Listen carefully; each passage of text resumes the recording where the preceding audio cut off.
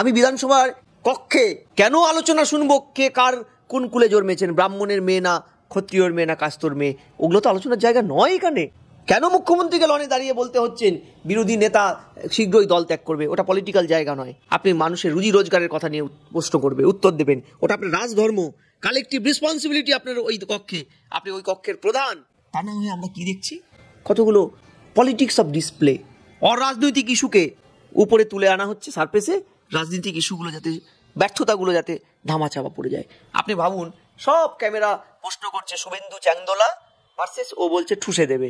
আচ্ছা, কোনো চ্যানেল কি এই প্রবাহের বাইরে গিয়ে একটাবার প্রোগ্রাম করতে পারে না?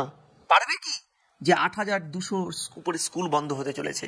বলতে পারবে কি কোনো আলোচনায় উঠে এসছে ৩ লক্ষের উপরে উচ্চ মাধ্যমিক পরীক্ষার্থী এবার কম?